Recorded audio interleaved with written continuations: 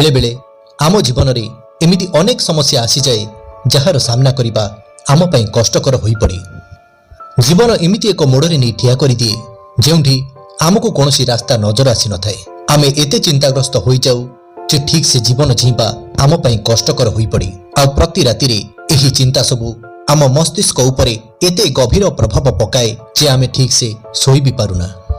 जदि आपण भी यही सबू परिस्थिति को आपणक जीवन में सामना करुछंती तो आजिर यह भिडियोटी आपणक पई काहेकि ना आज आमे आपणको गोटे एमिति छोट काम विषय रे कहिबू जहा जदि आपण प्रति राति रे सोइबा पूर्व करिवे तो धीरे धीरे आपणकर भाग्य बदलिबाकू लागिबो।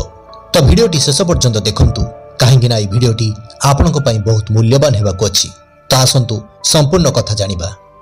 केबे आपण ध्यान देइछंती कि राति रे सोइबा पूर्व ही आमे अत्यधिक भावना रे बुडी जाऊ। काली कौन हेबो, मो साथी ही एमिति काहेकि घटुची, मु केबे सुखी हेबी, एमिति अनेक चिंता को नहीं आमे सोई जाऊ। आउ आमर ही चिंता सबू आम अवचेतन मनर बहुत गभीर को चली जाए। आउ तापर सकाळ सेही चिंता सेही दुख पुणी आम सहित जोड़ी हो जाए। एहा द्वारा एक एमिति चक्र बनी जाए जहा आमको आम भितरु पूरा पूरी थकी दिए। किंतु जदि आपण आपणकर एही गोटिए अभ्यास को बदलैबे तो आपणकर पूरा जीवन बदली जिवो। आज ठारू प्रत्येक राति रे सोइबा पूर्व पास गोटे मिनिट पाई निज फोन को निज ठारू दूरे दियंतु। एबे आखि बंद करंतु आउ निज मन को टिके शांत हेबाकू दियंतु। किछि बड़ मंत्र कि कठिन पूजार आवश्यकता नहीं। बास भगवान को स्मरण करी एतिकी कहंतु, हे प्रभु आजिर दिन आपण को समर्पित, जहा मो पाई ठीक ताहा मते दियंतु। मोर सबु चिंता आपण नहीं जांतु आउ तापरे सबु किछि भगवान को ऊपर छाड़ी दियंतु।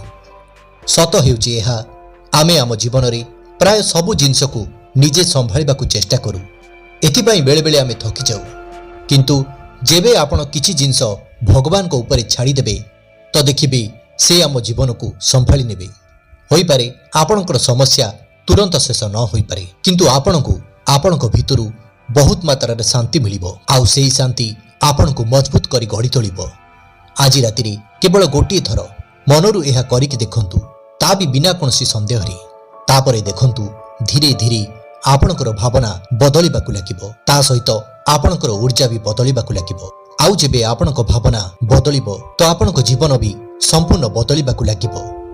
जदि आपणको विश्वास अछि कि भगवान सबु बेले आपणक साथी रे अछंती तो कमेंट रे लिखंतु हर हर महादेव।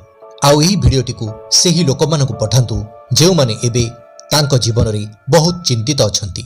आशा करछु आमरी भिडियोटी आपनको भलो लागिथिबो। जदि भलो लागिथाय तेबे भिडियोटी को लाइक करिवे, निज बंधु एवं परिवार वर्गଙ୍କ सहित शेयर करिवे एवं एही परि आध्यात्मिक तथ्य पाइबा पई आमरी दैवी शक्ति चैनल को सब्सक्राइब करिवे।